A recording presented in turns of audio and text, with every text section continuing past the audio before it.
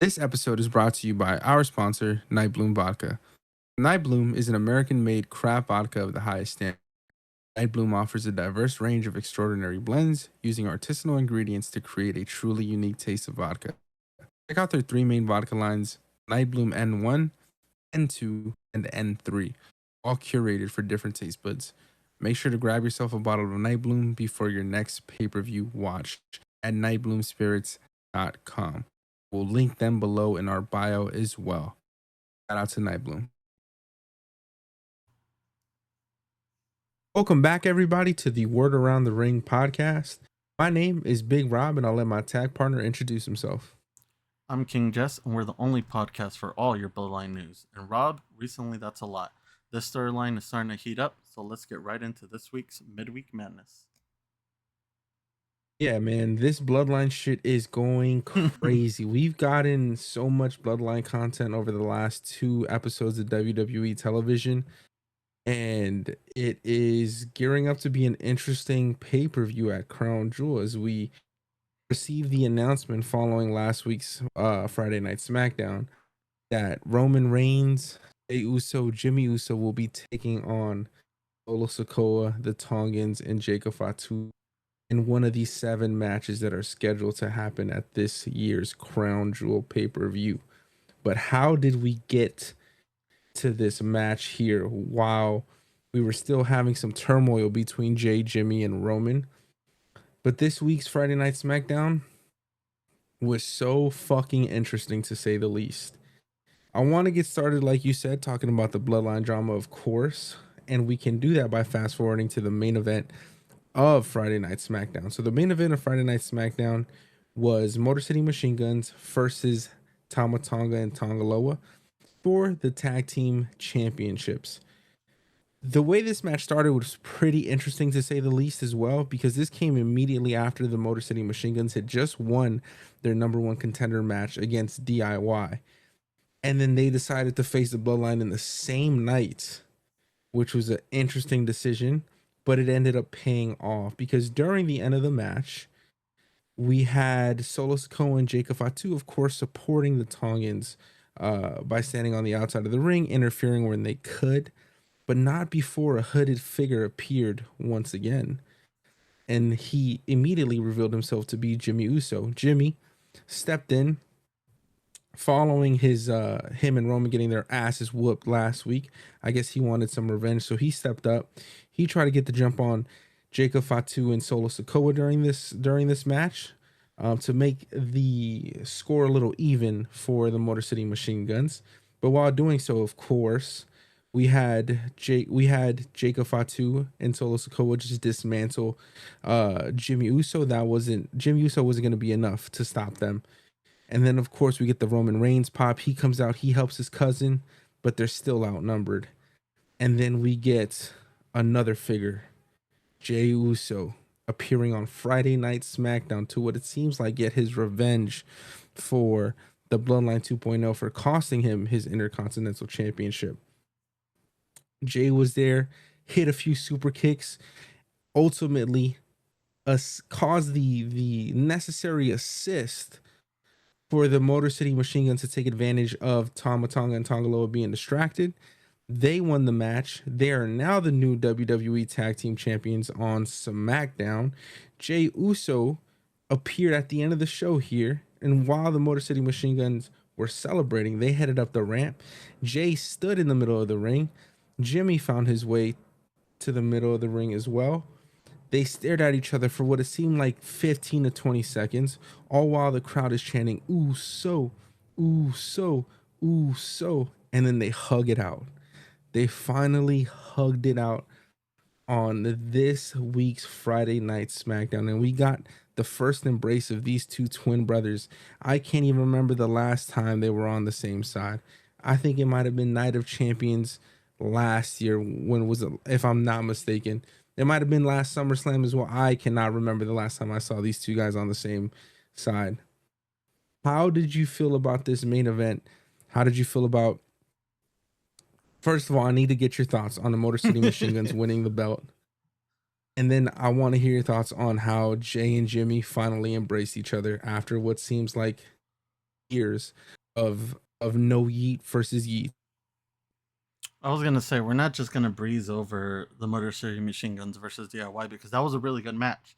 I think they kind of held back a little bit because the money match here will be the rematch for the tag belts, you know, because I don't necessarily think that the bloodline needs to rematch for the tag belts. I'm sure there will be a rematch at one point. I don't see the bloodline winning because the bloodline 2.0 winning, just because we have a bigger storyline for them. So this match between DIY and Motor Machine Guns was great. Um, I kind of saw Motor Machine Guns winning, just because, like you said, why bring them in, and give them such a push and not, you know, put the tag belts on them? Who's the more believable team to beat the Bloodline? We said that DIY was that, but clearly with all the interference and all the everything that came out of that match towards the end, um, they just went with the win. They gave MCM the win, and I feel like that's fine.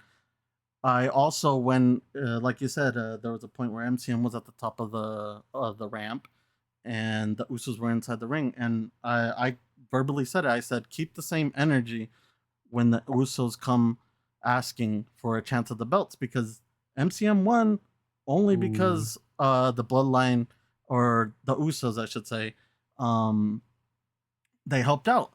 So they need to keep that same energy. I think it's fair enough that if they won because of that distraction, that the Usos at least deserve a chance at the belts. And we all know that we want to see the Usos with the belts. Whether that be sooner than later, who knows? But eventually that match is gonna be fucking fire, because like I said, not only is MCM gonna put down a barn burner with DIY in the future, but with the Usos back together, fuck, that's gonna be a classic.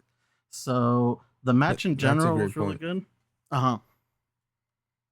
No, that's a great point. I didn't even think about the potential of a Jay and Jimmy Uso match versus Motor City Machine Guns, but keep going. Don't want to stop your thought.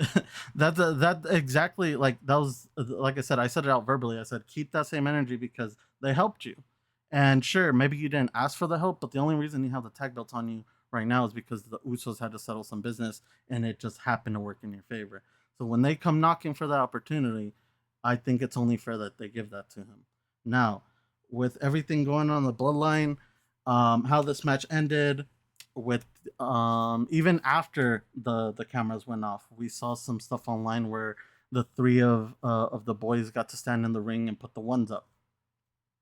I'm not sure why they didn't show that on TV. I'm guessing it's because of the storylines that kind of played out Mm, through Monday Night Raw. I feel like that the ones up in the air was more for the yeah, fans than anything, because I, like we saw in Raw, there's a lot more behind the scenes that's happening with the storyline. definitely. I think you saw those ones going up prematurely. I do think that was a spoiler you saw only because this week's episode of Friday Night SmackDown is gonna be it's pre-taped. So I think the ones up that you saw Oh, was that was definitely so that's gonna happen this week on this week's Friday Night SmackDown before the Saudi Arabia pay-per-view. see, But I think that's why. if you're bringing that up now, then that this is where it's going to become a little bit of a problem with these segments that they don't show on TV, but they only show through like social media, through like fan recordings. Is that when they do stuff like this, when they do have to pre-record a show, sometimes these instances will be leaked online early, and For like I sure. thought maybe this was after the cameras went off. It's going to get a little confusing with that, so they need to be really careful when they do that and when they don't. Yeah. Uh, I think they've done it recently when they go to like these international pay-per-views. I think that's when we see it and they're not live the Friday night before. But I think we've seen it like fair enough. I also think it's the bloodline shit and people love the bloodline, so you're gonna get a ton of more spoilers for a bloodline segment versus like a fucking Tiffany Stratton and Liv Morgan. But there were some videos of that segment that took place as well. oh, okay. Yeah, so like it'll be a little tricky to like distinguish which one's which, especially when like you said, it comes to a paper like this where they have to pre-tape stuff. But I Mhm. love the social media stuff that they're doing. We got one for tonight for NXT, which we'll talk about a little bit later. But I love that they're doing this kind of stuff. So please continue it. Just, I guess, be careful with it when it comes around pay-per-views like this where we have to pre-tape, because stuff like that will confuse at least someone like me. Just because we've seen it recently in the past where it's like, oh, that didn't happen on TV, that happened after the cameras went off. But other than Yeah. that, this segment was dope. Um, Seeing the boys back together in the ring was awesome. But like I said, there's so much more to this fucking storyline that we have to get into. For sure. So let's get moving. Definitely. No, definitely goosebumps when I saw them hug each other again. I was happy for them. I am a little I don't know how I'm on the fence about when it happened. I was always under the impression that it may have taken place at like a pay-per-view for a bigger pop. But I'm Mm-hmm. glad the city and the town that got the opportunity to do that. Oh, it happened in Brooklyn, so fuck it, I'll live with it. New York always gets a good show. Yeah, they do. You Um, said it too. You said it last week. yeah, they always get a good fucking show. One thing about New York. But yeah, moving on. That was the way Friday Night SmackDown ended. But the way Monday Night Raw started was actually, of course, with Jey Uso opening the show, making his way through the crowd as he so famously done over the course of the last few weeks.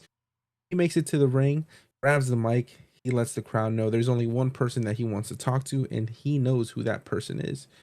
Jimmy Uso's music immediately starts to play, and out walks Jimmy. Jimmy then meets his brother in the middle of the ring, grabs the mic, and tells him, "I'm here on Monday Night Raw, in the middle of this ring to look you face to face, eye to eye, oos to oos. Thank you. Thank you for what you did last week on Friday Night SmackDown, because we need to be together to beat Solo. And they are not the ones." Jay immediately interrupts him. He goes, "Guess what? We're not the ones either." I gasped. I personally gasped when he said this. They moved on by saying, "The last time I saw you was at WrestleMania fighting each other. But guess what, though? A lot's happened since then. They don't get us confused now. They know you're Jimmy now. They know I'm Jay now. I became the Intercontinental Champion by myself. Just me. Ooh. But none of them titles top being your twin brother." That's when Jimmy reached out his hand to shake Jay's, but Jay pushes him off. He says, "We still have stuff to fix. But this go around, we're nobody's do boys, nobody's side piece, no one's yes man. We're grown man. We could do it together. You be Jimmy, I be Jay.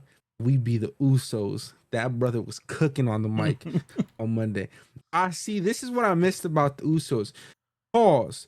But they know how to bounce off of each other. Like they're twin brothers. They got chemistry like no other tag team can have, because they were literally born in the womb together.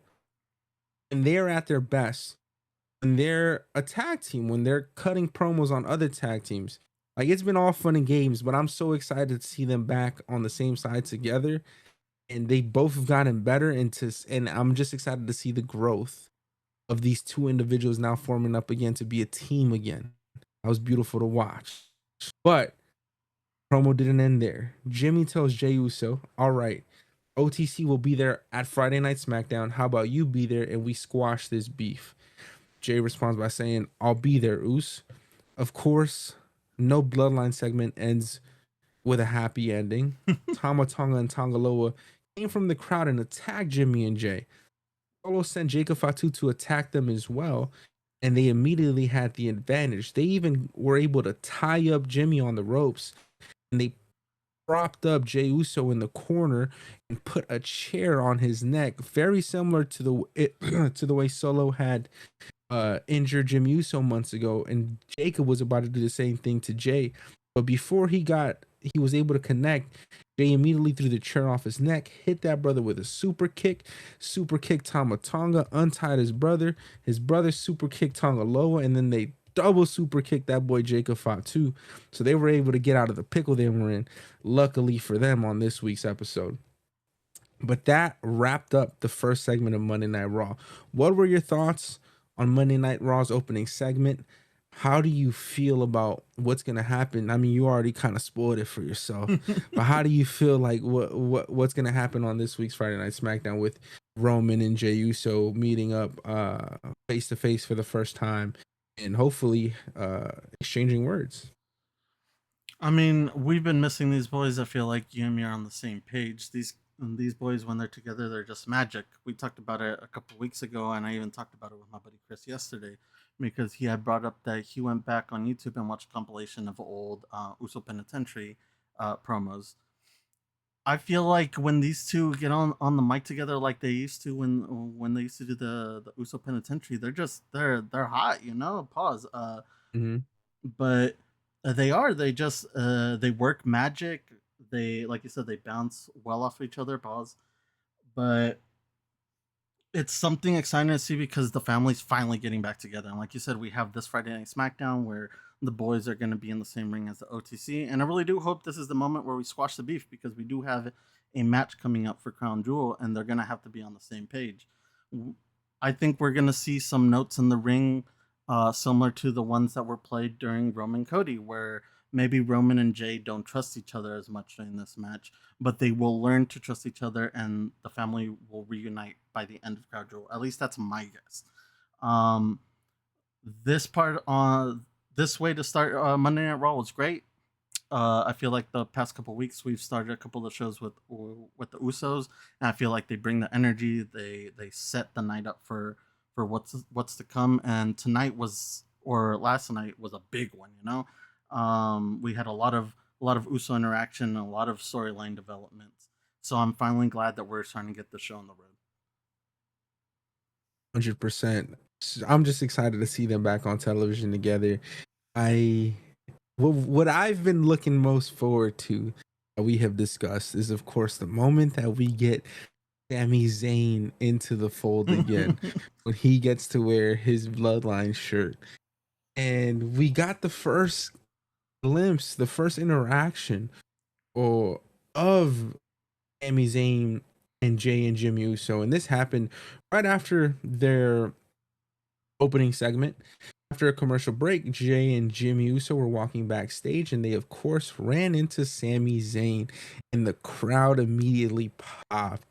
I got excited. I might have gasped and like viscerally just because I was so pumped. I said, wow, we're finally getting what I've been hoping for. But of course, it's not going to be easy. We've discussed it's not going to be easy for Sammy to return to the bloodline. And usually we talk about how Roman has turned, manipulated individuals and manipulated his cousins, even Sami Zayn per se. But Sammy was the one that, he was the first breaking point. He was the one that hit the chair on Roman's back that was heard all around the world. So it's gonna take a lot for the bloodline to trust him again and for the Sami Zayn to trust them as well. But anyways, Jay and Jimmy run into Sammy. Sammy looks at Jay, looks at Jimmy. He kind of mad dogs Jimmy Uso and he tells Jay, "Can we talk for a minute?" Jay tells him, "Go ahead," but he looks at Jimmy, says, "Nah, can we talk alone?" And that's when Sammy gets a one-on-one conversation with Jay. He says, so what is all that? Is that just it now? The Usos are cool now after everything they did to you?" Jay responds by saying, "I know what you're saying about Roman, but I think Solo's worse." Sammy says, "He's the one that manipulated you for the last couple of years. You don't have to choose the lesser of two evils. You can just not get involved. I just don't understand why you would go back." Jay responds, "You know what, Sammy? You wouldn't understand because you're not family." Ooh, Mm-mm. that left a bad taste in my mouth. I was hurt. I feel like he said that shit to me. You know, that's what makes Sammy so good at his role. He it's just very easy to empathize with Sami Zayn. And so to hear him get that kickback from Jay, even after all Sammy has done for Jay since Jay has come to Monday Night Raw and changed his life around following the bloodline drama originally, hurt my soul a little bit. And I even said to myself, like, "Jay, you don't mean that, bro. Don't mean that, bro. That's your brother, bro." Because sometimes friends can become your family, and that blood is thicker than the ones that you have with your own brothers. But anyways, I was just hurt by this comment here. How did you feel about the first Sammy and Jay and Jimmy interaction that we got here? I mean, I got excited just like you because we finally got to see this thing on screen. But I think I'm with you. I was even texting my girl while I was watching. I was like, "Fuck! Finally, it's happening!" And then, Jay said what he said. I even texted her. I texted the exact same thing you just said. Man, that hurt. It felt like it hurt me deeply just for Sammy because we have been on board with him. Being an honorary use, being a part of this family, even if it's in an indirect way. So hearing those words come out of someone as meaningful to Sammy as Jay, just it hurt, man. It was mean. I'm not even gonna lie. It was just straight up fucking mean, and I was like, "Fuck, dude!" Like I sympathize. Like you said, I sympathize with Sammy. I feel like Sammy is really good at portraying his emotions on screen, and the way that he reacted to that statement, you could tell that it deeply hurt him. And I feel For like sure. that's what led into the events that happened later that night. Now, I watched Raw late, so my dumbass went on social media and saw what happened later that night before this segment. So this Okay. segment didn't mean as much just because I spoiled it for Yeah. myself, but it still meant a lot because, like I said, Sammy knows how to portray his emotions well on screen. So seeing him hurt by the words of a close friend like Jey Uso hurts the fans too, you know, because we're just as invested in these storylines as they are. But I gotta say, Sure. even with that being the end of that conversation, it was still great to see these three on screen, and I can't wait for whatever happens, whether it be Sammy coming back to the bloodline and redeeming himself, uh, out of whatever is happening in his storyline right now, or if it's gonna be like a complete turn. I'm excited to see what comes of Sammy because Sammy has been in the spotlight, but I feel like it's been kind of a dull moment for him. Like the moments that he's been put in aren't as good as he. I don't know. I guess as good as he deserves, as good as he can put on. So I feel like him Mhm. coming back to the bloodline storyline is really gonna help him shine as a superstar, you know. And we're gonna get that Sammy that we love. For sure. No, 1,000%. That line Jay told Sammy, you wouldn't understand because you're not family. That was 1,000 paper cuts to the heart, man. Mm-hmm. But um, no, you talked about it. Later on in the night, we get an interesting turn that we'll get to in a minute. But following that bloodline segment there, of course, we move forward to later on in the night. We get another segment between Jimmy and Jay getting ready to get out of the arena while they're in the locker room. Jimmy asks Jay, how did the talk go with Sammy? Jay responds by telling him, I told him that he wasn't family. Jimmy said, well, he's not, and kind of shrugged it off. But that's when Jay kind of stepped up to defend Sammy, even though he was the one that kind of kicked him while he was down this same day. He says, hey, man, when you were gone, he's the one that stepped up. So, there's clearly still an ounce of respect, and they clearly have a friendship there. And, in the heat of the moment, words are said at all times. That's why I'm a big fan of, when you're upset, when you're angry, when you're under emotional duress, just don't say nothing because you're gonna say something that's gonna hurt somebody, and you're gonna regret it once you get out of those emotions. So Mm-hmm. I think that's what happened with Jay here, and he reminded Jimmy, Sammy was the one that stepped up. He's the one that helped me out, get my foot back in the door, and get in good standing with the guys in the locker room on Monday Night Raw when I first got back. Jimmy responds by telling Jay, "Let me talk to him, man. I'm just gonna go ahead and talk to him." Um, and that was followed up by later on at the end of the show. I believe, if I'm not mistaken, it was one of the last segments of the show. Jimmy was walking out to the parking lot, and he runs into his brother Jay, and he asks him, "Have you seen Sammy?" And Jimmy tells Jay to sort of motions him to be quiet, and he points towards the parking lot where you can see a black Escalade with Solo Sikoa sticking his head out of the window, having a conversation with Sami Zayn. Sami Zayn didn't look angry. He didn't look confused, sad, or like he was having an argument with Solo, but it looked like a fruitful conversation that two friends were having. Solo may have been putting a little bit more emphasis in the conversation just with his body language. I think he was like waving his arms a little bit outside of the car, clearly like more of on the demanding side of a conversation. But Jimmy tells Jey Uso, I told you, bruh, me, you, and Roman have to do this family only. And that's how Monday Night Raw ended with that. What were your initial thoughts when you saw Sami Zayn and Solo Sikoa speaking to each other? Solo's in the black Escalade. I think he had the gloves on too, if I'm not mistaken. This brother had gloves on. I'm sure it was not cold wherever they were at. But what were your initial thoughts on seeing Solo and Sammy interacting? I mean, I don't want to be quick to jump the gun and say that maybe Sammy's working with Solo, but I guess that's the way that they want us to see it, you know? So This is a tough one, especially since the boys really couldn't fucking hear what he was saying or what they were saying.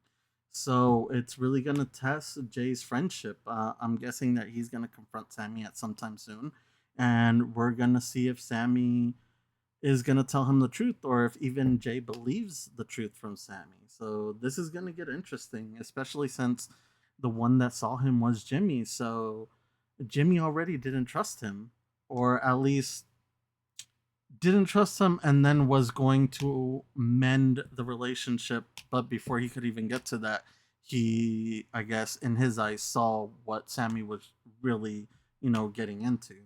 And I mean, it doesn't look good for Sammy, so I don't blame Jimmy if he doesn't trust Sammy for a bit.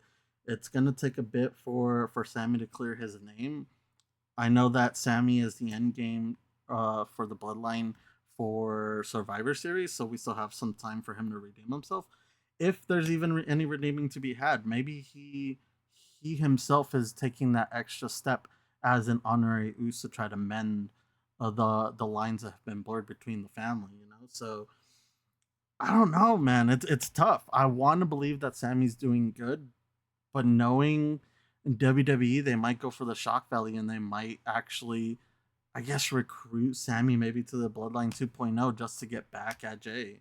I don't know. It's interesting. Really. There's a lot of shit going through my head. There's a lot of possibilities, but I want to stick to my gun and say that maybe Sammy's just trying to mend stuff on his own. Like I said, he's an honorary Us. Even if Jay told him you're not part of the family, I believe he still sees himself that way. So maybe he's just trying to help out. What were your thoughts? Because you're the big Bloodline fan, you're the huge, Us and Jay fan. So what were your thoughts going in seeing these two talk to each other near the SUV? I wasn't hurt by it. I think, Solo probably pulled up on Sammy the same way Solo pulled up on Jey Uso the previous Monday Night Raw when he was trying to help Jey Uso keep his championship. I think Solo's the ultimate opportunist here. He's trying to make sure that, well, he understands that, Sami Zayn is the missing link. I have three of my guys here. That makes us four. They only have three. The only other person that would even give them the opportunity or give them the slightest chance to beat my new bloodline would be Sami Zayn, because no one else on the Monday night on either Monday Night Raw roster, Friday Night SmackDown roster is going to help out Roman, Jay, and Jimmy in this battle. This is family business only, and the closest thing you can get to family is, of course, Sami Zayn. And I think Solo understood that, and he went to go, throw a hat in the ring. He tried to probably convince Sammy, coerce Sammy, let him know, hey, you're always gonna have a spot in my bloodline. I always thought you were family. Jay was the one that never wanted you to be part of the family. We're gonna get into that, I think, as this story progresses, and I think that's probably what Solo was telling Sammy. And I'm gonna give Sammy the benefit of the fucking doubt. That's what I'm gonna do. I'm gonna give him the benefit of the doubt, because he's only ever wanted to be the honorary Sammy Uso, and he's always one to play both sides and listen to both parties of an argument. And I think he's just trying to hear both Solo out. And he gave Jay the opportunity earlier in the night and tried to talk to him about how he was feeling about his current situation. So he's always been one to voice his opinion, and I think Sammy and Solo were doing just that. And we're gonna see how that unfolds moving forward, which is why I also think they had to throw in this match for Crown Jewel, or before we even get to War Games, they had to give us this match. The reason why I say that is because we needed to see Roman, Jimmy, and Jay lose. I'm gonna get into an early prediction here. I think Jay, Jimmy, and Roman Reigns are gonna lose this Saturday to the Bloodline 2.0. The reason why I say that is because you need them. They need to feel a loss. Roman Reigns needs to feel a loss on his win-loss record. So do Jimmy and Jay. This shit is not sweet at all. At all. If you want to make this as great of a storyline as you want it to be, then you need to kick the heroes while they're down, continue to kick them, and make the moment that they finally are able to overcome the villain in Solo Sikoa that much grander. And the way you do that is by putting him in this handicap match. You have them get their shit rocked. Maybe even have The Rock show up. I think The Rock is going to show up at Crown Jewel. I do believe it. I have a feeling he's gonna show up and help out his bloodline some way or another. But Roman, Jay, and Jimmy have to lose this match in order for them to go back to Sammy, ask for help, beg for help, try to convince him to join them as they take on Solo in the Bloodline 2.0 at War Games, as we've all been predicting. And I think that's the match that we're ultimately going to get. How do you feel about that? I think you read my mind because we'll get into predictions for Crown Jewel later, but I have it the same way. I feel like the heroes don't need to win this match. I feel that the villains winning this match with a pop from The Rock to get us started for that Survivor Series pay per view is this is the perfect spot to do it, especially if you want me to care about this pay per view. I personally have said this multiple times. This pay per view is a throwaway for me. There's no real implications, or at least there wasn't any real implications towards this pay per view. But we now have storylines that events can happen and that will have implications in their storylines later on. So this is one of them. I feel like you said, that the Bloodline 2.0 needs to win this, and I feel like The Rock needs to pop at the end just to get the Survivor Series show started. So, yeah, I guess that's my end of my thought.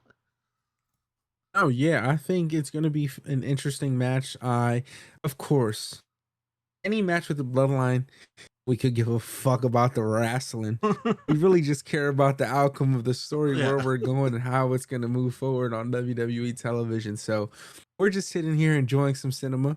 We'll see what the next scene will be at Crown Jewel this Saturday, 10 a.m. Pacific Standard Time, 1 p.m. Eastern Standard Time. I don't know what the fuck time it's going to be in Saudi Arabia, but we'll see what's going to happen this Saturday. Moving forward onto some other happenings on Friday night SmackDown.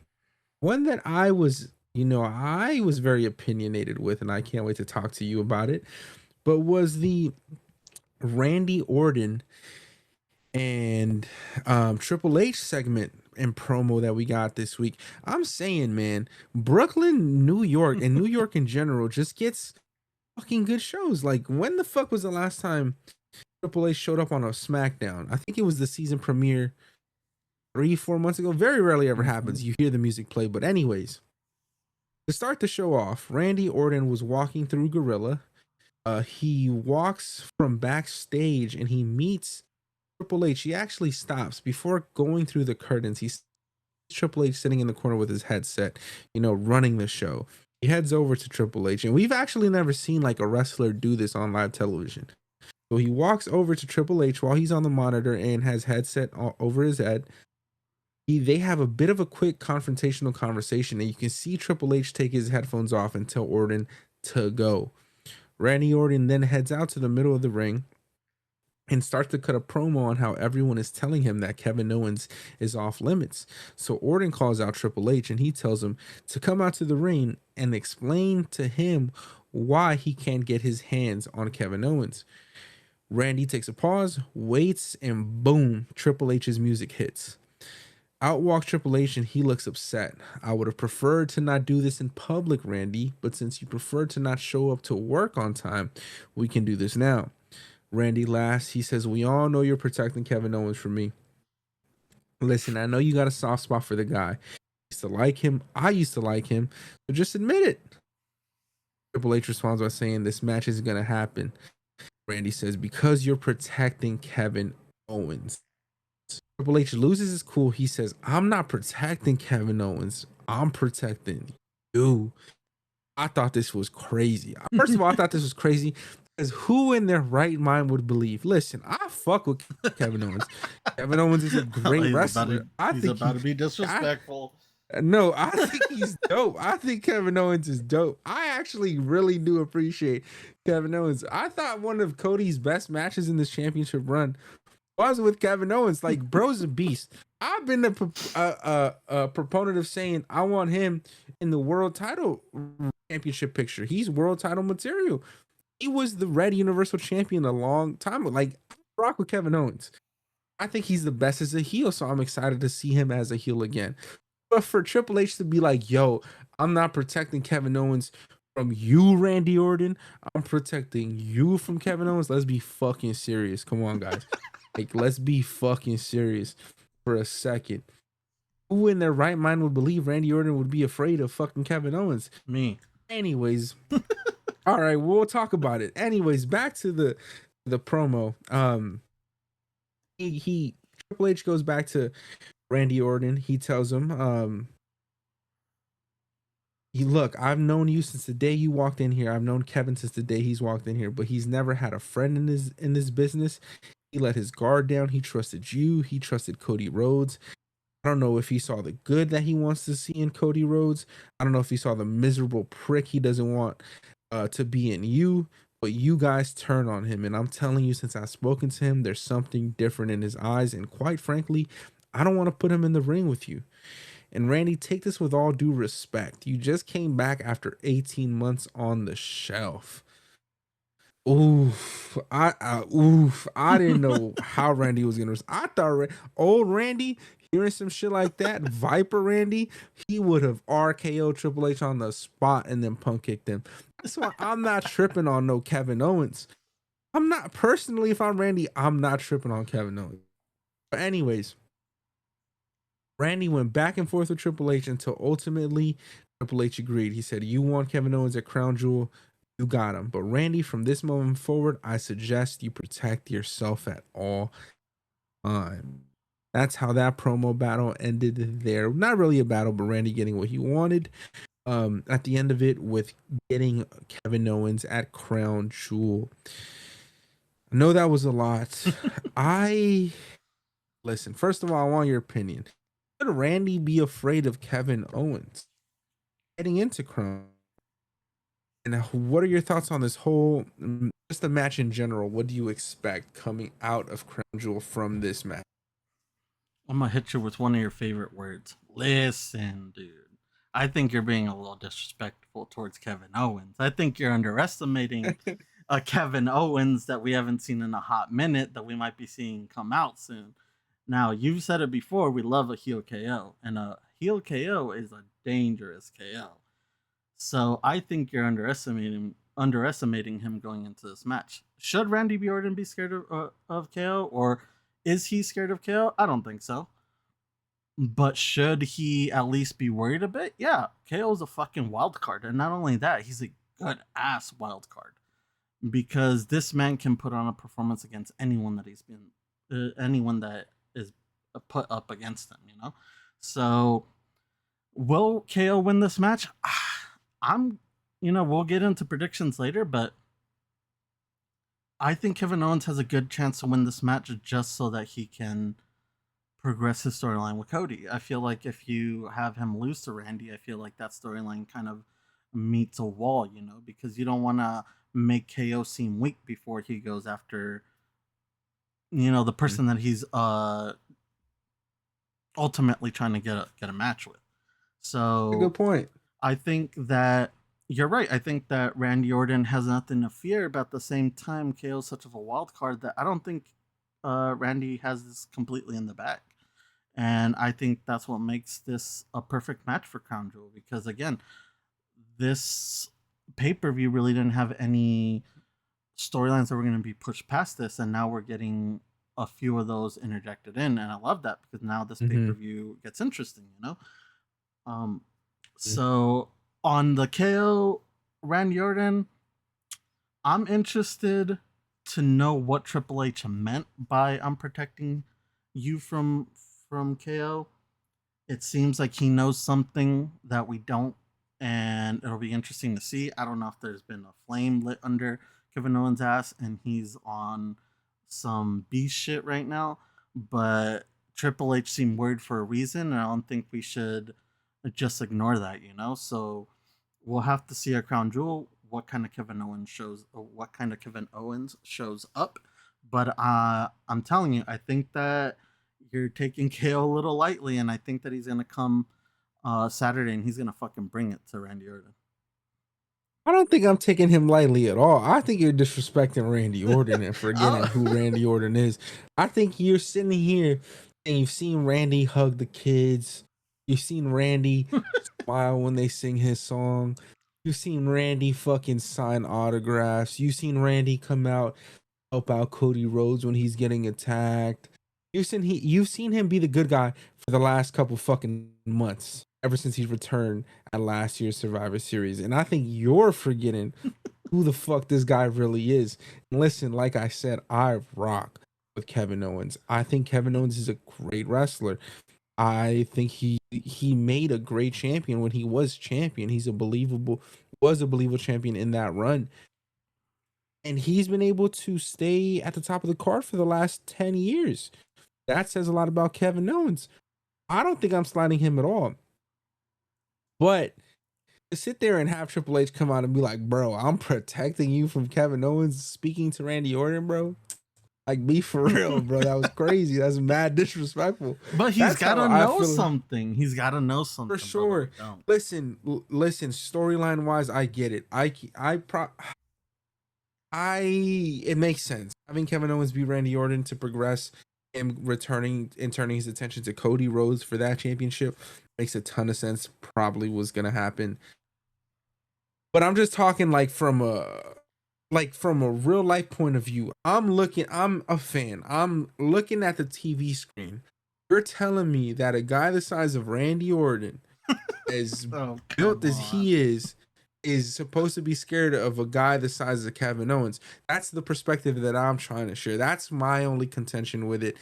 And yes, I understand kayfabe. Yes, I'm just saying, bruh. Let's be serious for a second with these kind of things. And I'm looking forward to a great match that I'm sure we're gonna get at Crown Jewel between these two. I hope Kevin Owens, the way that they've recently brought out, the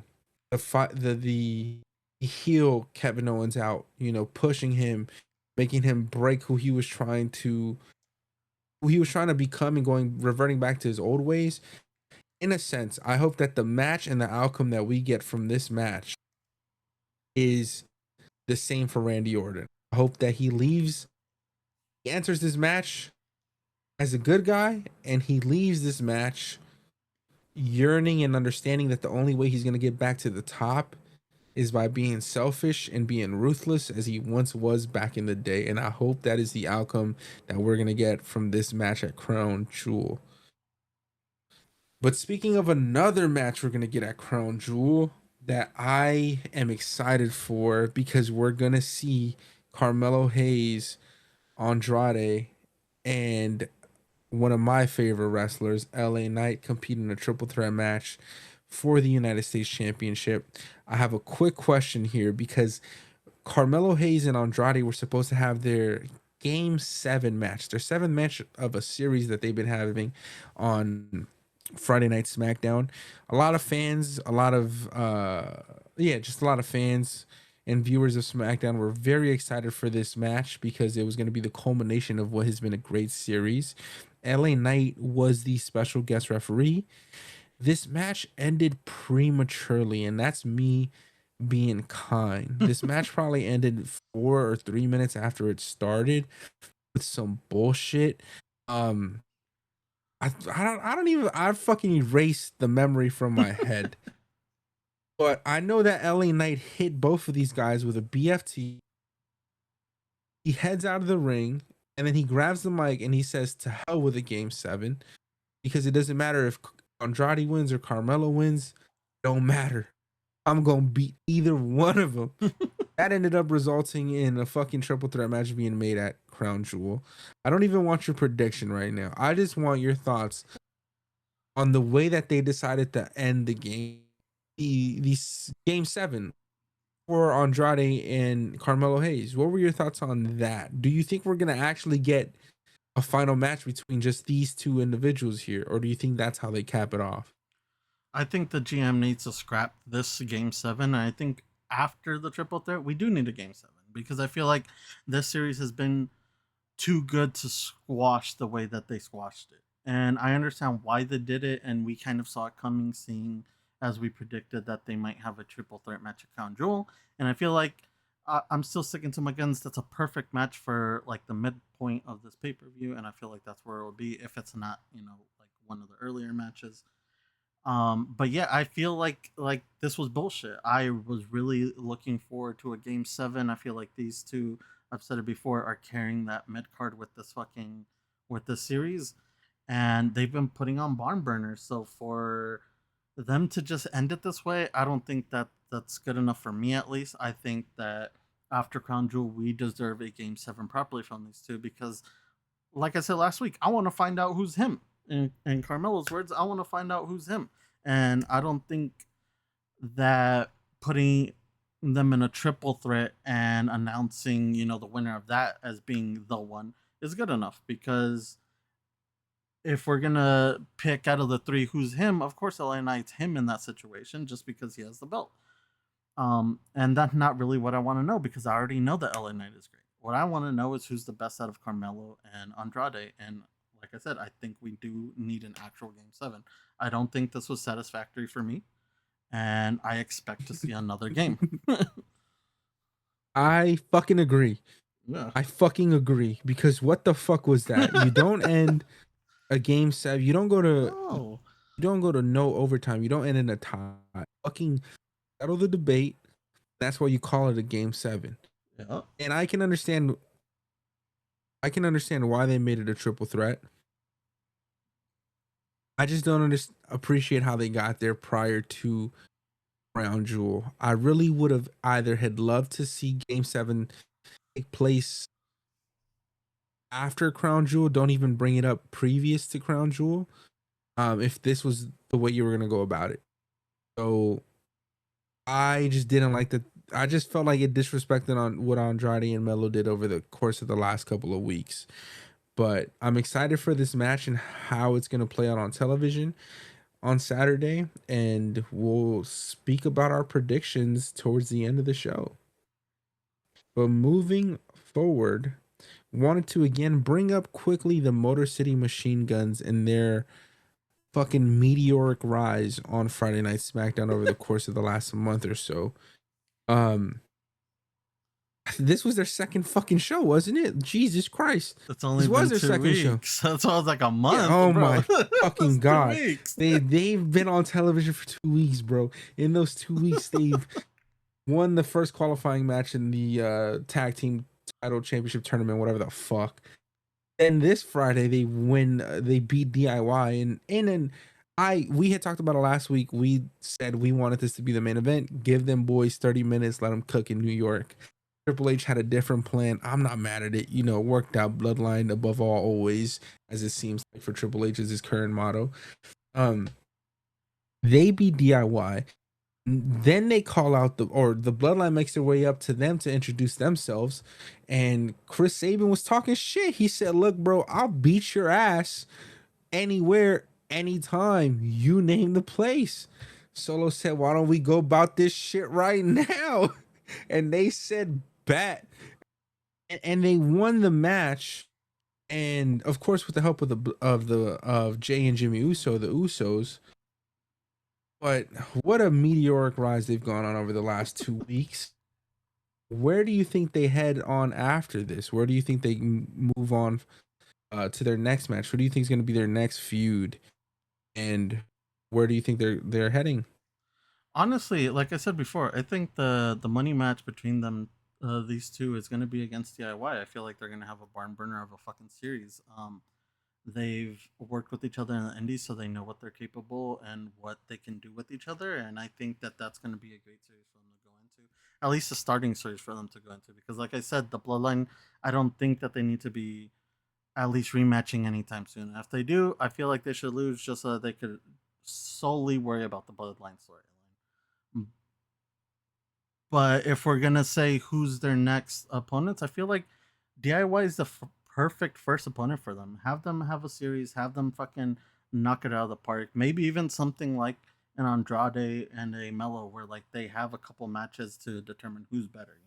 I feel like that's perfect, and I feel like that fills out some of the times in the show in between that we need stuff to be filled. And like we said before, I feel like we need to establish this tag division, and introduce more tag teams, build up the tag teams that we already have. And I feel like the machine guns being the new toys in the box with the belts is perfect because everybody's gonna gun for them. Like you said, you called it a meteoric rise. I feel like this was a emergency push just because I think that this spot was supposed to be the Lucha Bros. I feel like the Lucha Bros were gonna be the ones to take those belts off of the bloodline in the same sense that MCM did, but I feel like that original push was meant for the Lucha Bros, and they just had to go with MCM because of the contract issues. So I like to see the boys on top, just because, like I said, it gives the locker room that caveat of hey, why do the new kids get the belts? We're better, so prove it. You know, prove it. Challenge them. Challenge MCM every week. We need these belts to be put on the line more. And I feel like if you're gonna do that with the US belt, if you're gonna do that with the IC belt, you might as well do that with the tag belts as well, because those big belts right now are kind of tied up, and I don't see them moving anytime soon. So I feel like MCM is killing it in the 2 weeks that they've been here. I feel like I've enjoyed their matches. It sounds like you're a little bit disappointed in them, but I feel like you have to give No, them time not to at cook. all. Not at all. I fuck with them. Okay.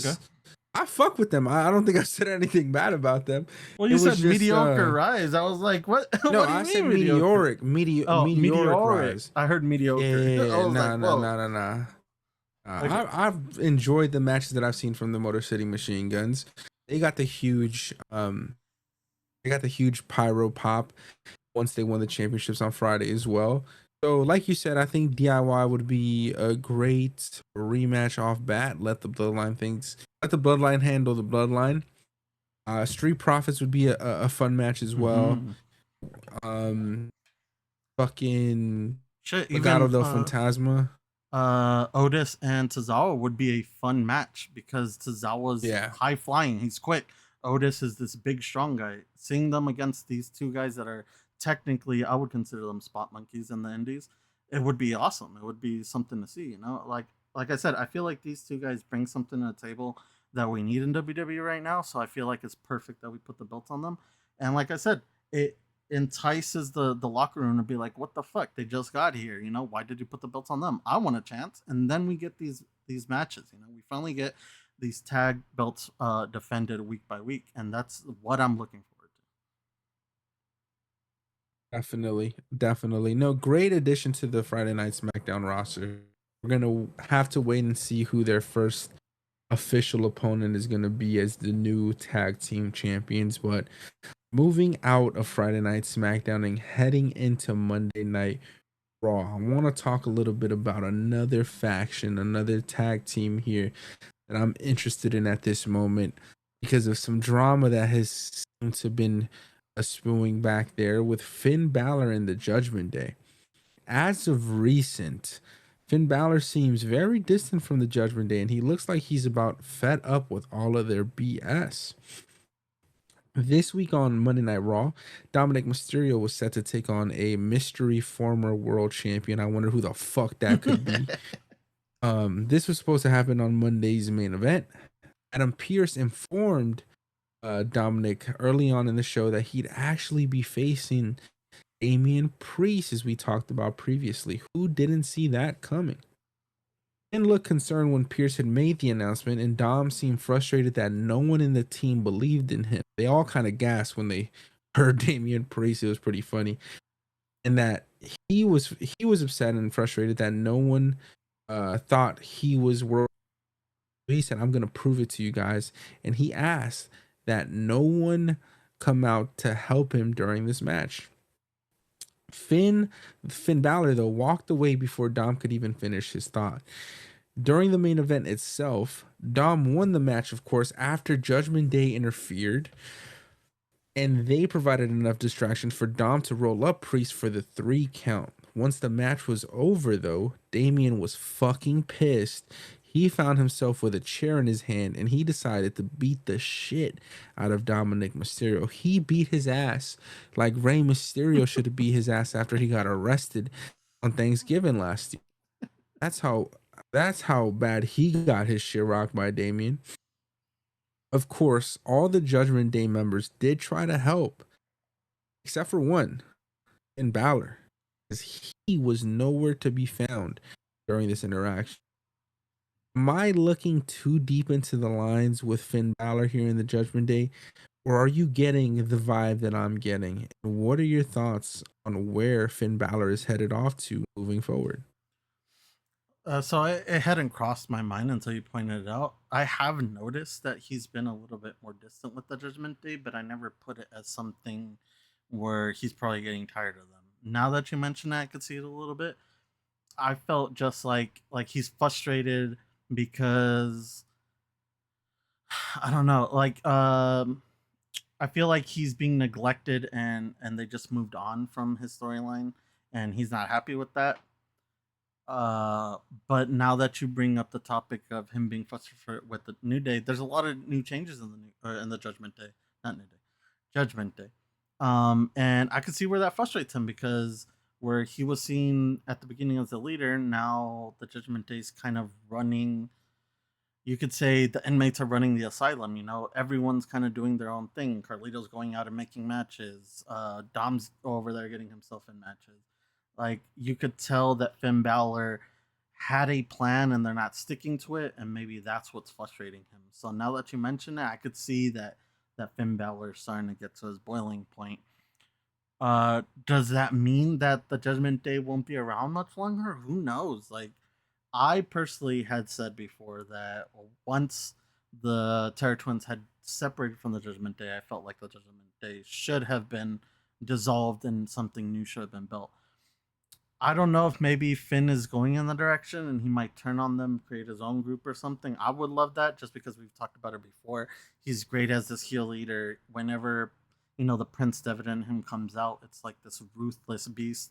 And I feel like that's something we've been missing with Finn Balor. So I'd be more than happy if he split himself away and he created something similar to a Bullet Club of old, or just like this heel faction that's out to like destroy someone. Even if it takes the next couple months to build that, and then he makes his final big move, and he attacks someone like the Bloodline once they're done with their shit.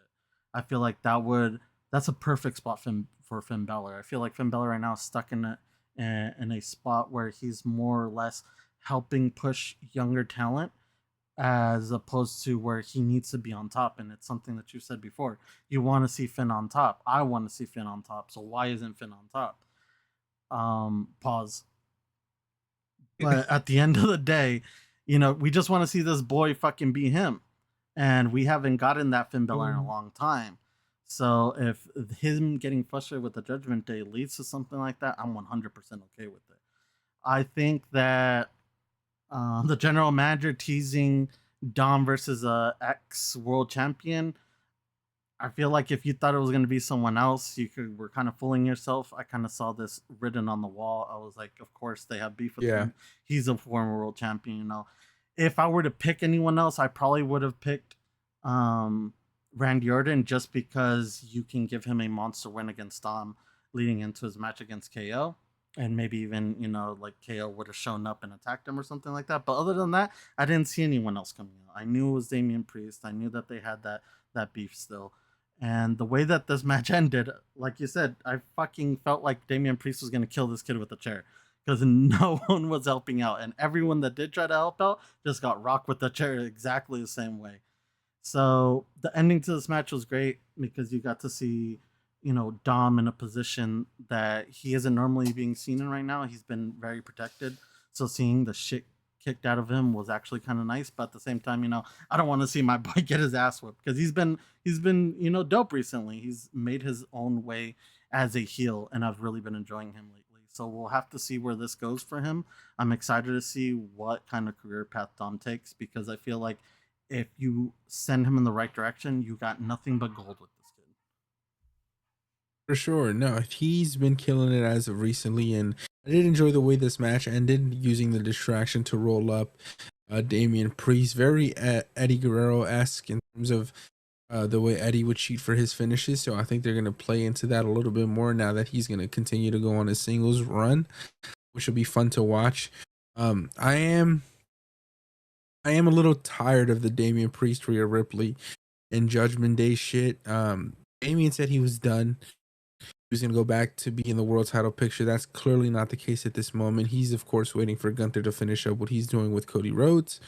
Um, But I'm just tired of seeing the same, set of matches. We saw Dom and Damien already. We've seen the Judgment Day interferences happen. Rhea Ripley seems to be cutting a promo every week on how Liv Morgan and Raquel Rodriguez fucking deserve for what they did, whatever it is they did when they didn't do anything to her. So I am it's getting a little stale with the Judgment Day for me personally. I wouldn't want to see Finn Balor form another group, at least not in the next couple of months. Like if Finn is gonna leave, let Finn do his thing, let him go be a singles competitor. But where does that leave JD McDonough? I think JD and Finn are great as a tag team. They clearly have great chemistry together, so I wouldn't want to see them break up just yet. But I wouldn't be mad if those two decide to step away from the Judgment Day completely and go on just to be a tag team for the time being, and then maybe we can get a program between JD McDonough and Finn Balor and something along those lines. So hopefully Finn gets tired of their shit. He hits a couple fucking coup de grace on Liv Morgan and Raquel Rodriguez, and he moves on. That would be Jesus. sick. uh, but no, moving forward to another interesting feud that I want to talk about on Monday Night Raw was, of course, Seth Rollins and Bronson Reed. Seth Rollins was at the show this week. He showed up to cut a promo on Bronson. He told the fans that he understands that he's going to be hunting a beast heading into Crown Jewel, but to not forget that he's also a beast as well. Before he could finish his promo, though, Bronson showed up on the big screen and he was standing out in the parking lot of the arena. Bronson told Seth that why should they wait until Saturday if they can fight it out right here, right now. And of course, in the Seth fashion, he threw his mic out of the ring, ran up the ramp, made his way through Gorilla backstage, and finally got to the parking lot where him and Bronson started to trade punches. Bronson threw Seth across the hood of a car.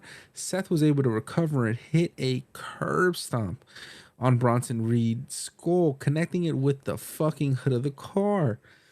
And just when we thought Seth won the parking lot brawl, Bronson got up and threw a trash can at Seth. He then hit Seth with a Death Valley pile driver from the inside of a production truck onto a few tables that were set up on the outside of the truck.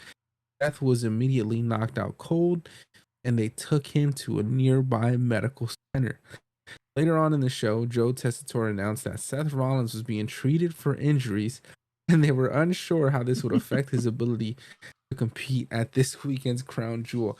How much stock are you buying in Seth Rollins being injured during this backstage brawl? I mean, as soon as he took that move on off of the truck, I was like, please. And I waited a little bit more, and once they said that there was a medical people checking him, I was like, please, don't be hurt, because I thought that this was where we were going. I was like, Seth's gonna be fucking hurt again. This match isn't gonna happen, but I don't think so. I think that this is all just a drama pipe for the match. I feel like these boys knocked it out of the park with this because it definitely builds that hype up towards this match. Not that this match needed any more hype. But at the end of the day, I'm sticking to my guns. I need Bronson to just completely destroy Seth on this. I don't think that Seth needs this win. I think that Bronson coming out in Crown Jewel and just completely destroying Seth. I mean, yes, Seth can have some offense, but I feel like if Bronson comes out and just destroys Seth, it works better for him. It sets him up for a good position because destroying a former world heavyweight champion can put him in the title contention. And I feel like that's where Bronson needs to be, whether it be for a big title or it be for a smaller title. Beating a heavyweight champion is still beating a heavyweight champion. So I would hope that that would send him, skyrocketing. Maybe even fighting someone like a uh, Braun Breaker. Like a Braun Breaker would be awesome. Mm. So I feel like at the end of the day, they, like I said, they knocked it out. This drummed up hype. I don't think that Seth is hurt. I feel like they might play that a little bit into the match this weekend, but other than that, I feel like Seth is perfectly fine. And these boys are gonna burn the house down come Crown Jewel. Yeah, I think, like you said, getting into early predictions here, I think Bronson needs this win over Seth 1,000%. I think you need Bronson to come out on top here. I don't need to see Seth Rollins get his shit completely rocked, but there could be a bit of a scoring difference in terms of offense for Bronson Reed for this match here on Saturday, because I do think it's a great opportunity to build another star in Bronson Reed, as they have been doing. I think he's been one of the high points of the last few months on Monday Night Raw. I'm high on Bronson Reed. I think he's done a great job to deserve this pay-per-view spot here. Although it is just Saudi Arabia, I think this one is going to propel him on to the likes of a Intercontinental Championship opportunity, or even a World Heavyweight Champion opportunity. Like Gunther versus Bronson Reed would be fucking interesting. Like Mm-hmm. I wouldn't know how that would work, but I wouldn't be opposed to seeing it. So, this is just an opportunity for him to reach for the stars and keep moving forward and progressing in his WWE career. And I'd like to see him get a chance at the title soon. Do I need to see him with the belt across his waist?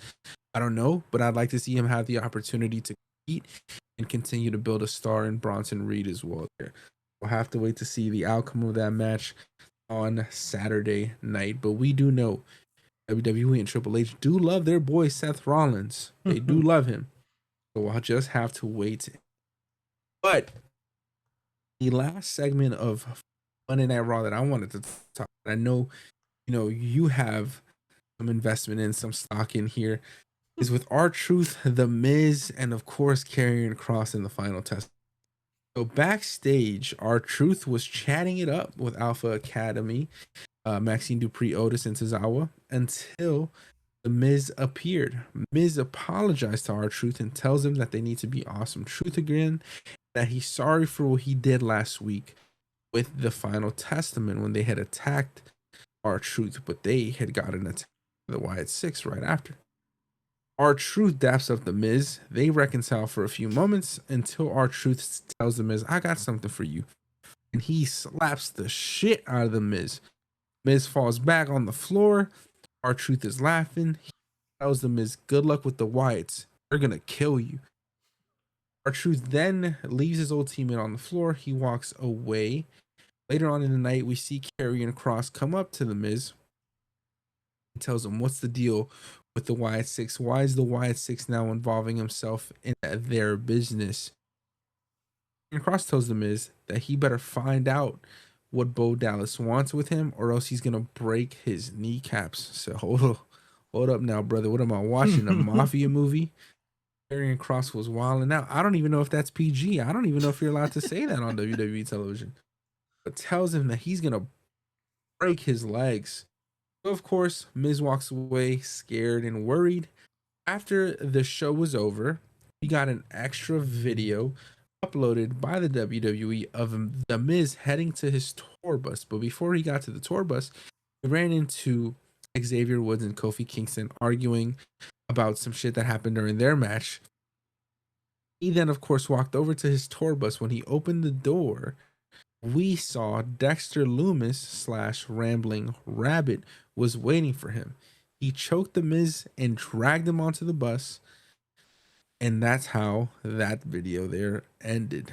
What are your thoughts on what will happen next with the Miz, the Final Testament, and the Wyatt Six? Where do we go from here?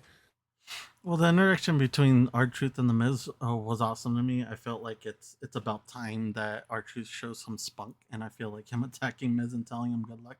I feel like that's something we needed from R-Truth, because you don't always have to be the class clown. You can show some spunk, and I feel like he finally did.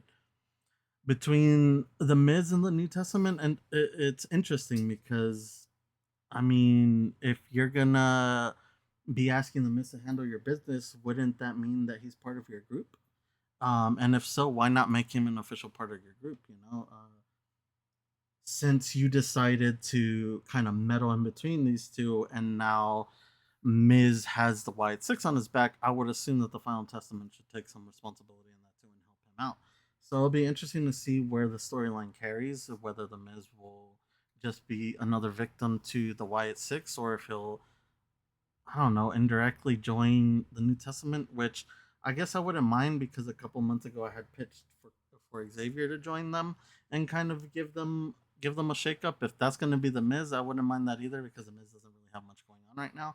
So putting him in this position gets him some TV time, and I'm fine with that because I like the Miz. But as to the segment where he got attacked in the car, I didn't see that. But that's interesting.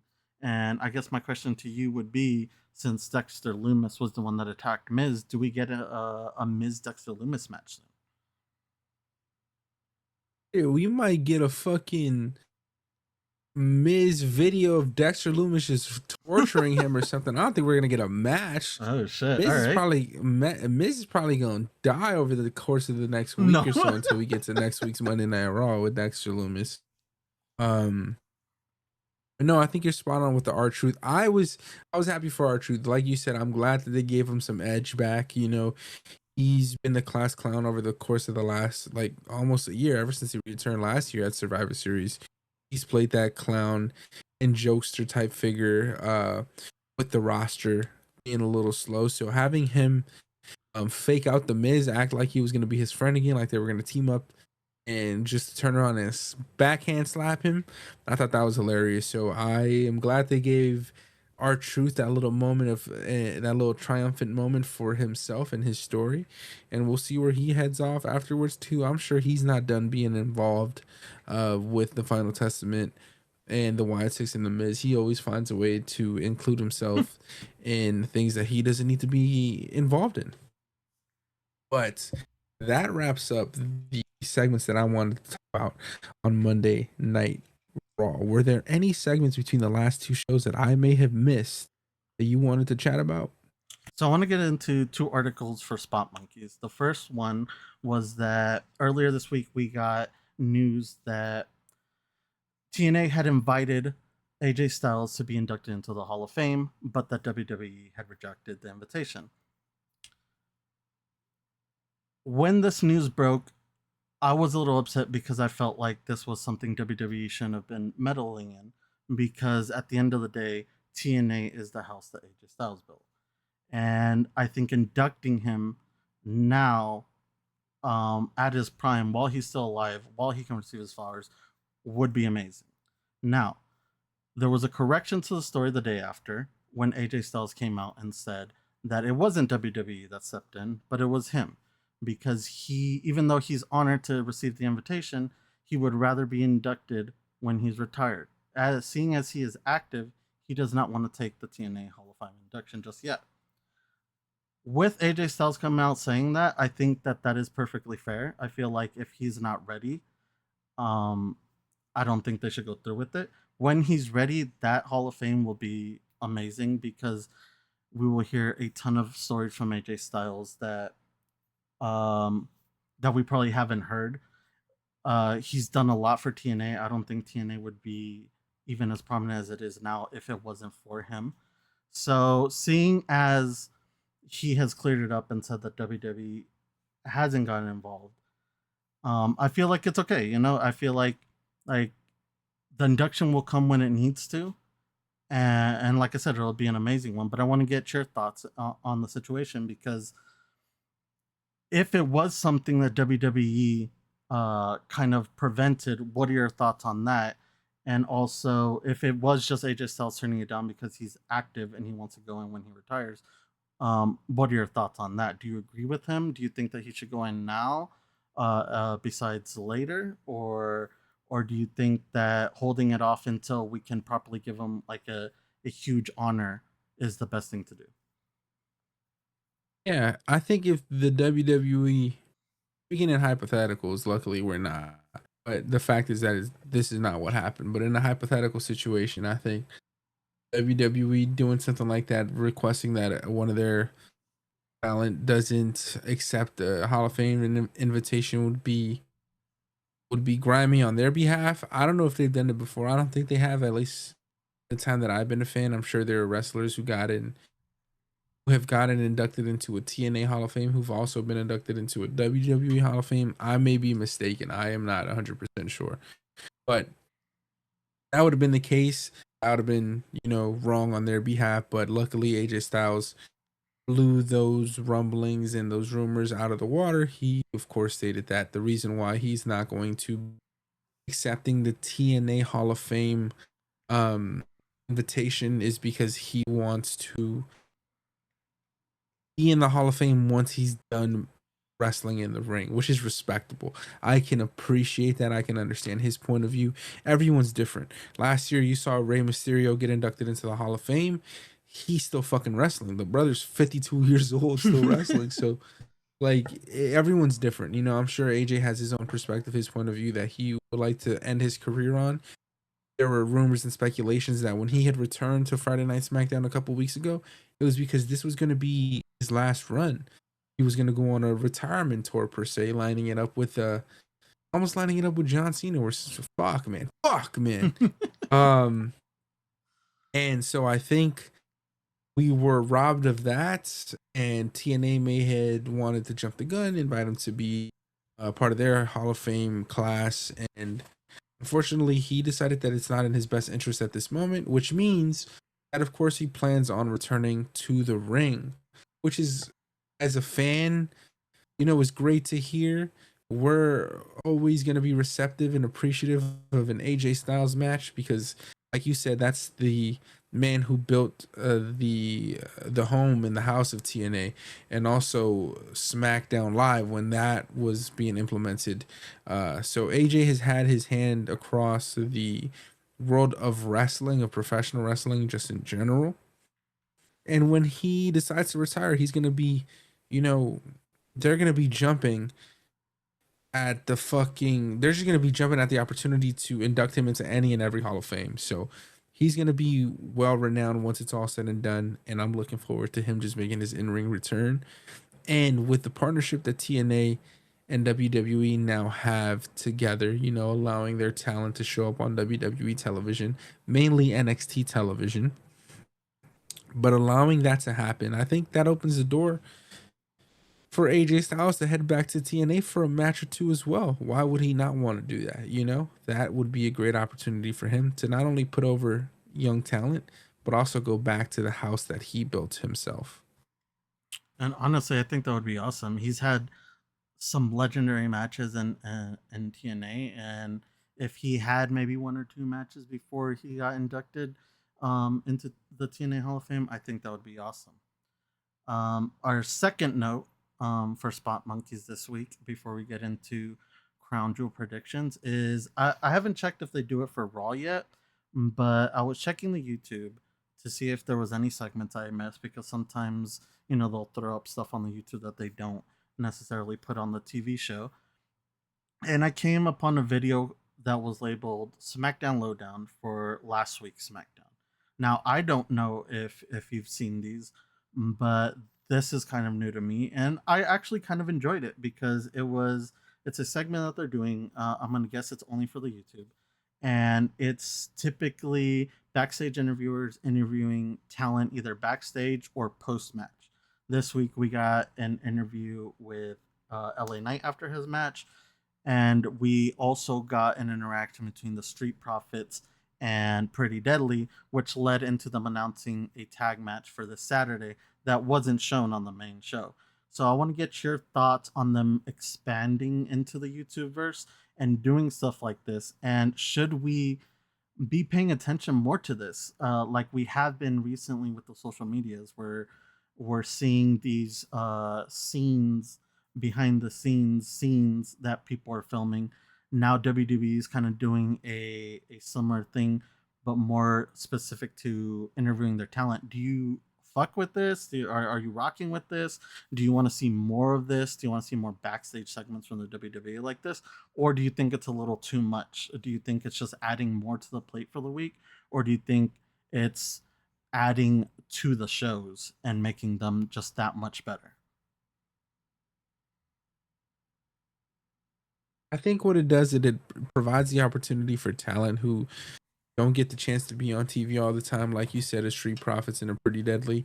You cut some backstage promos to get a chance to involve themselves on the show and to continue to progress their own storylines as well.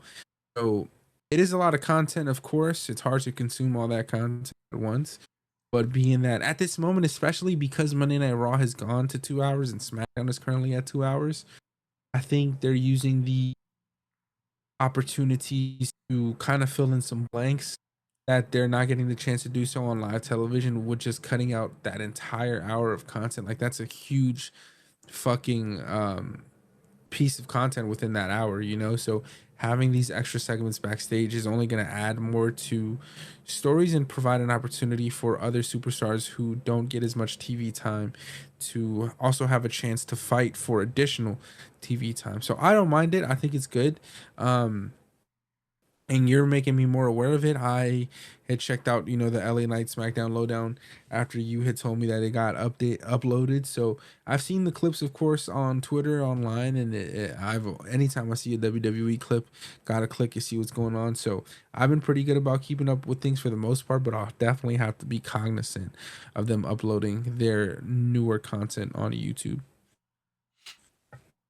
And like I said, I don't know if they do this for Raw. I'll have to check if they do this for Raw. I think it'll be great if they do it for Raw too, because like you said, I think it gives a moment to shine for the people that don't get that TV time right now, and it does create these matches for them. Like I said, Street Profits had an altercation with Pretty Deadly on SmackDown this week, and they announced, you know what? Why don't we have a match on SmackDown next week? So I think it's great. It gives these people at least a little bit of time to shine and to give themselves a match. I've said it with Big Bronson Reed. It's all about taking the opportunity. Big Bronson took that opportunity, and look where it got him now.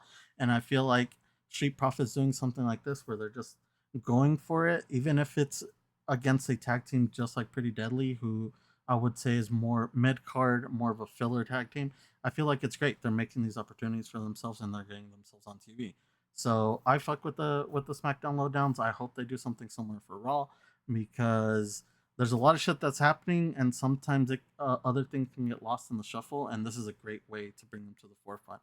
But that brings us to the end of Spot Monkeys, and I know that you want to get into our crown jewel predictions. Yes, sir. This Saturday, we are finally going to be getting the opportunity to watch Crown Jewel on November the 2nd. It'll be taking place at 10 a.m. Pacific Standard Time and 1 p.m. Eastern Standard Time on Peacock.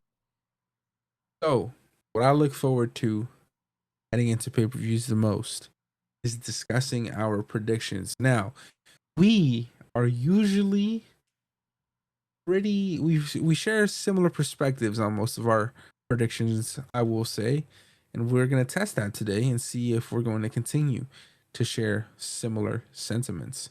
But the match that I want to start off with is Nia Jax versus Liv Morgan for the inaugural Crown Jewel Championship. Between these two women, who do you think walks out as the Crown Jewel champion? I'm interested to see if we differ on this one, but I'll just go out and say it. I think Liv is going to win this match. I think Liv is a type of wrestler that would kind of carry that belt around just to be obnoxious. I don't see Nia Jax carrying that belt around at all. So, and I know that this belt's only supposed to be around for Crown Jewel or whatever, but like I said, I think Liv is obnoxious enough to carry that shit around. So I feel like Liv is going to win this. I feel like it does wonders for Liv, especially if they're going to continue this feud with Rhea Ripley, because you don't want to see the champ lose, especially when they're going into, another storyline or going back to a storyline. So in this one, I'm just gonna go with Liv. Yeah. I will have to agree. The reason why I Okay. agree, I my reason behind it is because Nia Jax already won the Queen of the Ring tournament. She won the WWE Women's Championship recently, SummerSlam, and if I'm not mistaken, I might be lying to you. And I think Liv is going to win this championship by way of Dominic Mysterio, of course, making his way to interfere. I think we finally get the Tiffany Stratton cash in, because this provides the perfect opportunity for both championships to be both women champions to be in the ring at the same time. And whoever's the most hurt is going to get cashed in. But I think Tiffany has gotten tired of Nia Jax's shit. I sick of her. I think she's absolutely disgusted with the disrespect that she's been receiving from Miss Nia Jax, and I think she's ready to take that pink briefcase and knock Nia Jax upside the head with that shit and send her ass packing and send her back on that 20-hour flight home from Saudi Arabia to the United States with nothing in her fucking carry-on luggage, because that championship is going to be coming home with Miss Tiffany Stratton. That is my prediction for that match there. I fuck with that prediction. And heading into the second women's match of the night, which will be for the WWE Women's Tag Championship. Of course, the champions, Bianca Belair and Jade Cargill, will be taking on Io Sky, Kairi Sane, also taking on Jakara Jackson and Lash Legend from NXT. And they're also going to be taking on Piper Niven and Chelsea Green in what will be a fatal 4-way tag team match. This one is interesting. I am going to go ahead, listen, this is an underdog bet. I would not bet money on this. But I would pick Io Sky and Kairi Sane to win this match. I think this provides an opportunity for Bianca Belair and Jade Cargill to again not be involved in taking the pin, as we've seen they're protecting both of their stars on that. And I think Io Sky and Kairi Sane have the opportunity to win this match here. But I'm interested to hear your thoughts. Who you think is going to walk out of Crown Jewel as the WWE Women? So, realistically, between all these teams, if I had to bet money on anyone, I think I'm with you.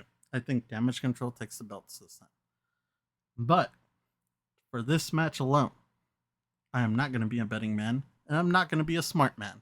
I am going to be a biased man, and I am going to say metaphor, Lash Legend, Jakara Jackson take the fucking belts. Why? Because we've seen them on TV constantly. We've seen them hopping from show to show.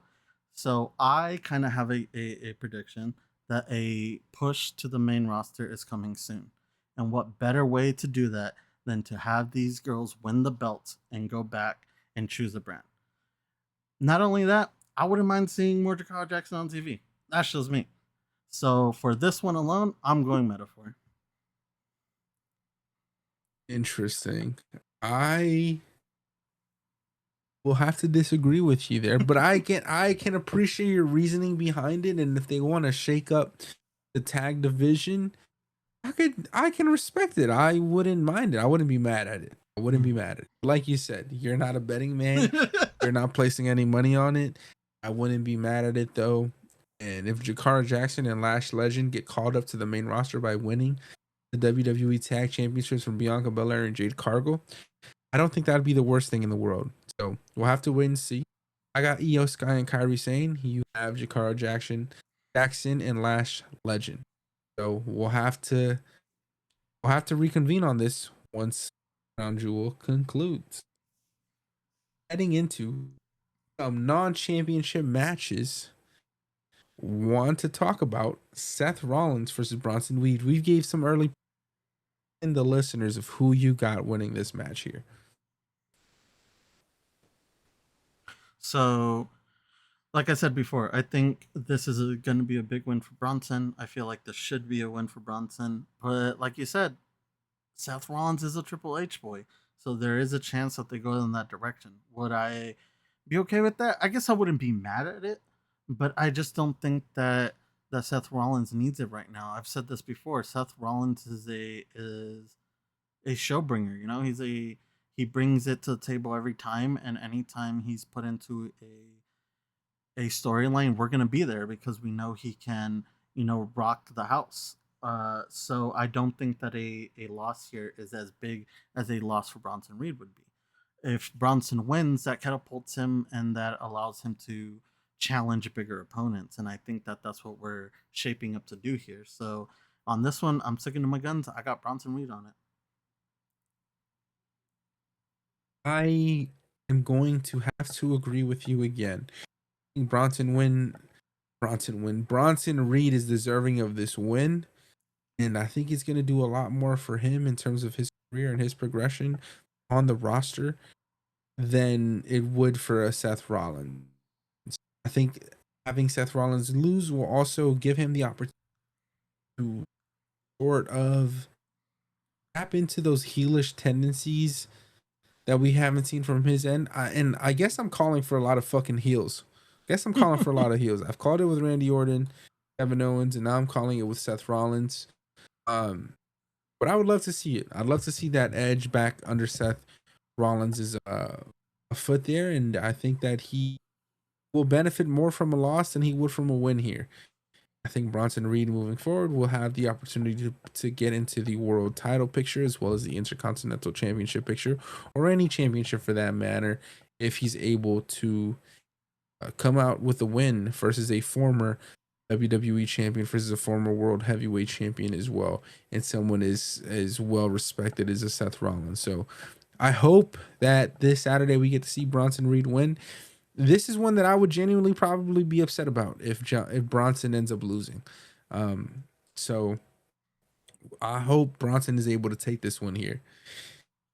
And then moving on to the match that, I was so passionate about earlier on the episode today. Randy Orton versus Kevin Owens. Listen. I know I went on my rant, guys. And the believability factor, of course, is not in Kevin Owens' favor. But for storyline purposes, I'm going to have to give Kevin Owens the win here. After I all think Kevin that, Owens is gonna. Yes, after all that, I'm literally fucking shaking my head as I'm saying this. I think Kevin is gonna win and come out on top. I think the reason why is because he has bigger plans to get his rematch for the WWE Championship against Cody Rhodes. We have Survivor Series coming up. We know we have the Saturday night main event pay-per-view in December coming up as well. I think at one of those two pay-per-views, we're going to get the fallout from this pay-per-view, or we're going to get a Kevin Owens and a Cody Rhodes match. And I don't think you can do that having Randy Orton win. Is we're going to get Randy Orton and Cody Rhodes at WrestleMania. And we're going to save that for next year. But as of right now, I think we slowly have that build up by starting off again with Kevin Owens versus Cody Rhodes. So I have Cody beating Randy Orton this Saturday at Crown Jewel. What about yourself? you mean Kevin beating Randy Orton? I was like, Cody. I was like, did we skip a match? You have Kevin Apologies. beating Randy Orton.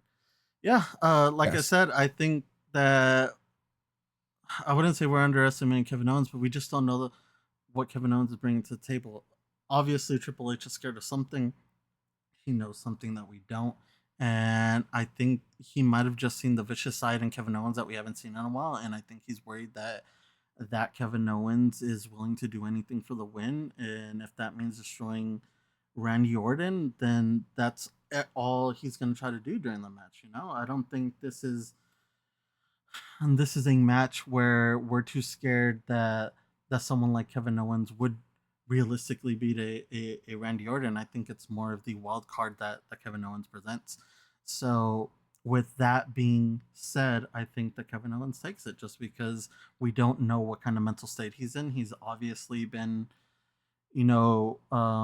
here and there and posting videos on social media, and he clearly is playing the role of not being mentally all there, or at least feeling like he's being betrayed and no one's listening to him. So we'll have to see how he comes into Crown Jewel, but I think that Triple H kind of alluded to it. I think that there's something to worry about Kevin Owens, and we're gonna see what he has to bring against Randy Orton this Saturday. Most definitely. That's one of the matches that is more of a toss up for me, but I'll have to put my money on Kevin Owens for that one. Now we get into some interesting choices and decisions that we have to make here. I think the hardest one to call is Cody Rhodes and Gunther, so we're gonna leave that for last. So that makes me move on. Of course, the bloodline. Roman Reigns, Jey Uso, Jimmy Uso versus Solo Sikoa, Jacob Fatu, Tama Tonga, and Tonga Loa. We both have also gave our early predictions here, but remind the listeners of who you have winning this match and if you have any extracurricular activities taking place for this bloodline match here as well. Like you said before, I think with the bloodline, it's kind of hard not to be counting in those extracurricular activities that should happen at the end of the show because that's what we're all waiting for. You know, you said it earlier in the show. The match is not what we're excited for; it's the outcome of these matches. So, with that being a factor into this match, I think Bloodline 2.0 wins. I don't think the heroes need to win in this moment, especially because that gives them something more to fight for. You know, we've seen Roman on top. We've recently seen him at the bottom, and I don't think he's done being at the bottom. I think he still needs a little bit more humbling and a little bit more time to rebuild his tribe because, like they like pointing it out, he is a chief without a tribe. And right now it's kind of split because he only does have one member that's willing to help him out. Yes, Jay has now said that he's willing to help out, but there's still that tension between these two. So you can't really, I guess, expect them to trust each other during this match. And like I said, I think we're gonna get some notes, kind of like the ones we saw play out at Wrestle or not WrestleMania, the last pay per view, where Roman and Cody didn't really trust each other at the beginning, and later in the match they had to finally come to terms with, hey, we're on the same side and we have to do anything to win. And I think that's something we're gonna get. We're gonna see maybe a Jay be the sacrificial lamb during this match and try to give the bloodline the win, but ultimately they end up losing. And like you said, there's always the curricular activities to take into factor, and I think that The Rock is going to be one. I think it's time that we start prepping everybody for Survivor Series, and I don't think there's a way that we have Survivor Series without The Rock. So I think this match ends in a Bloodline 2.0 win with a Rock appearance at the end. I am going to have to agree with you on both of those fronts. I think that this match here is going to end with the Bloodline 2.0 beating Jimmy J and Roman as they stand tall. We finally get the man who's really been behind orchestration of what has taken place with Solo Sikoa's new bloodline. We get The Rock. And I think that's how we start to build towards Survivor Series, towards WrestleMania, towards the Royal Rumble, and all the main pay-per-views that are yet to come for the rest of the WWE calendar year. I cannot wait to see Roman, Jay, and Jimmy back on the same team this weekend, especially Jay and Jimmy. You know, we're going to get about 30 super kicks. I'll have to count them. I'll actually take counts, and we will revert back on how many super kicks we see between Jay and Jimmy here. Now, you've brought up my favorite golden boy, and I need to ask you first because I am stuck between a rock and a hard place for this final match on this card here. Cody Rhodes in the ring in general. Punta. Who do you have winning this match and winning the inaugural Crown Jewel Championship to take us home? This is a hard one. And I think I need a little bit more time to think because I don't think we've gone over LA Knight, Carmelo Hayes, and Andrade, have we? You're 100% correct. So I'm gonna ask you, in this proverbial game 7.5, who do you have between LA Knight, Carmelo, and Andrade? I know we touched upon it a little bit earlier, but let's lock in some predictions for this match while I contemplate my Cody Gunther still. I think I think for the LA Knight, Andrade, and Carmelo Hayes match, I think we're gonna have LA Knight, of course, win this triple threat here. I don't see them taking the belt off of LA Knight, and I'm not making this decision because I'm making this decision solely based off the fact that I don't think anyone has done enough to take the belt off of LA Knight just yet. But if I had to pick one person, if there was a wild card, if there was an underdog here that I would put $5 on to hedge my LA Knight bet, I would put it on Carmelo Hayes. My winner of this match is LA Knight. But if there's an underdog that I can give you between the three that I think has the next best chance, it would be Carmelo Hayes. I think he would benefit the most from a United States Championship run. And I said it last week and I'll say it again. That brother said if he wins the championship, he's bringing the United States spinner belt back, and I would love to see it. Maybe I'm being biased, but I have LA Knight retaining here. The world that he doesn't, if we live in the universe that he does not win this match, I think Carmelo Hayes is going to be the winner. Now, if I'm wrong on both fronts here, I don't know what I'll do, but I'll have to do something. Who do you have winning this match?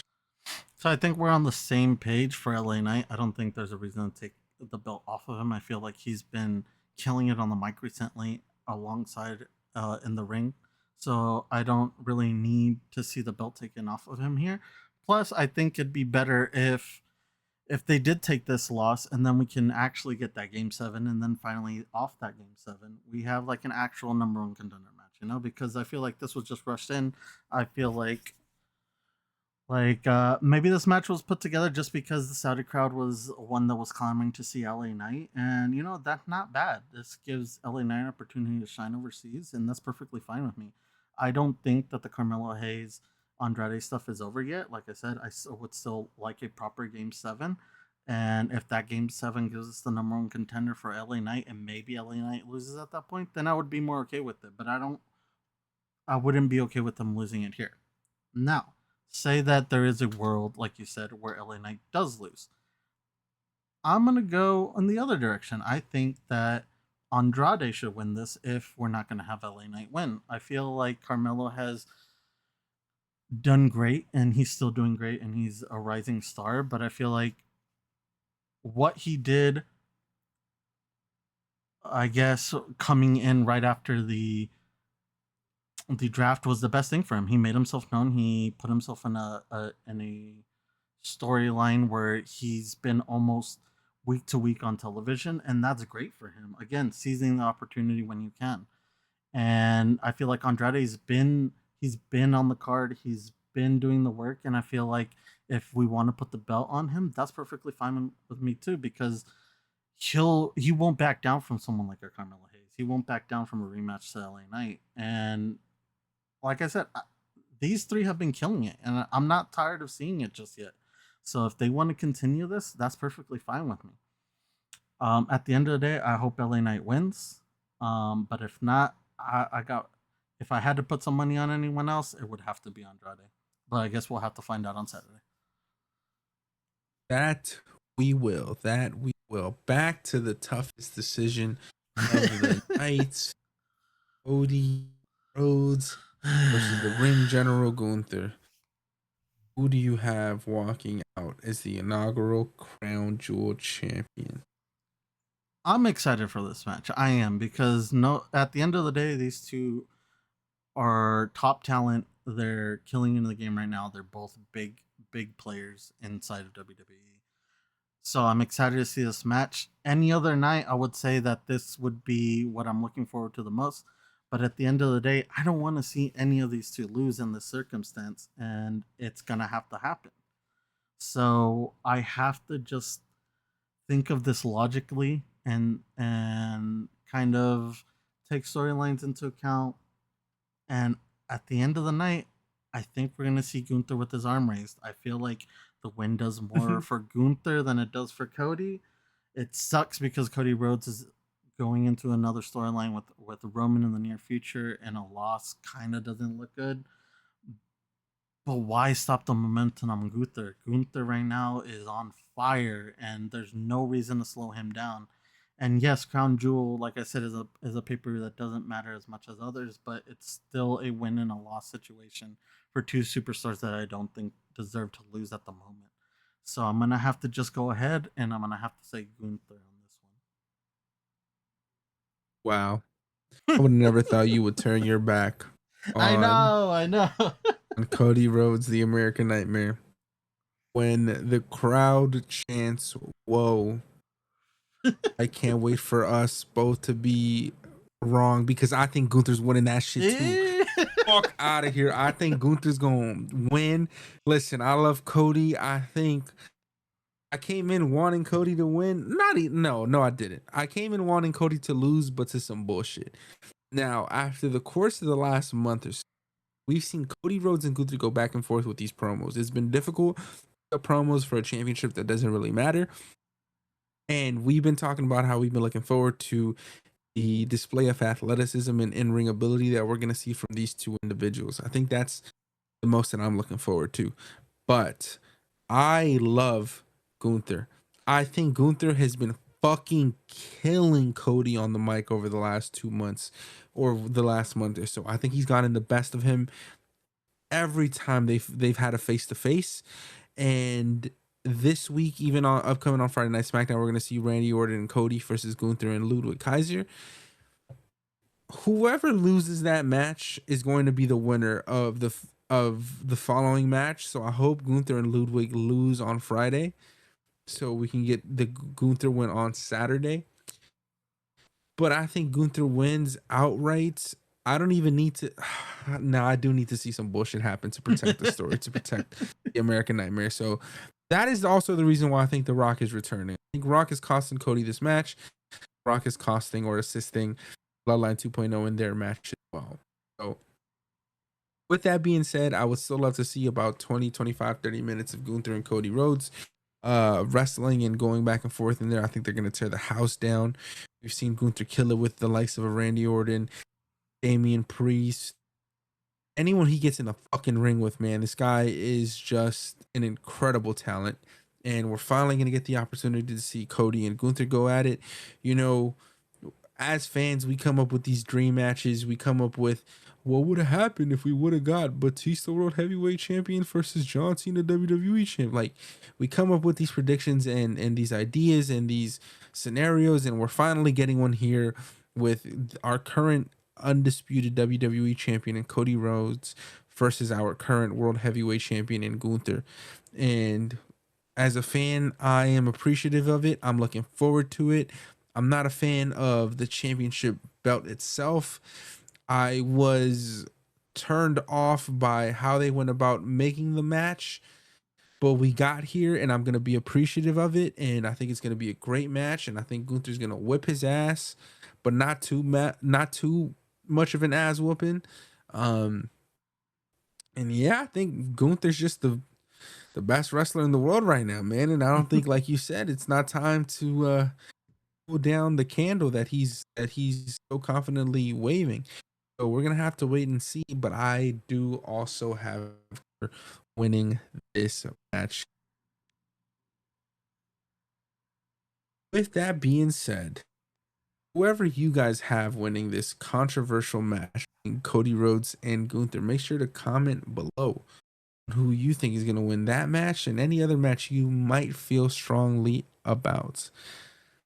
But thank you so much for listening to this week's episode of the Word Around the Ring podcast. We look forward to bringing you our Crown Jewel review. And do not forget, Crown Jewel will be taking place this Saturday, November 2nd at 10 a.m. Pacific Standard Time, 1 p.m. Eastern Time. You can watch that on Peacock as well. Thank you so much for listening. King Jess, any last words? No, just same old, same old. You know, thank you for listening. Thank you for watching on YouTube and listening on Apple Podcasts and on Spotify. We've been doing great on all three platforms, and we would like to thank you all for that. For our older listeners, if you're watching the pay-per-view this weekend and you would like to join in, me and a couple of the fans do a little drinking game. You do your predictions. Every wrong prediction, you take a shot. If you're old enough, feel free to join in. Tag us on social media. Show us what you got right, what you got wrong, how many shots you took at the end of the night. It's been fun. I've been doing it with a couple of the fans, like I've said, and so far we've been pretty good. Some of us have gotten full cards right, and some of us have taken a couple shots, and it's just been a good time. So continue listening. We're glad you guys enjoy the shows. I'm excited for Crown Jewel this weekend. We'll have to see how that plays out and what that leads us into the future. But until then, have a good night and thank you.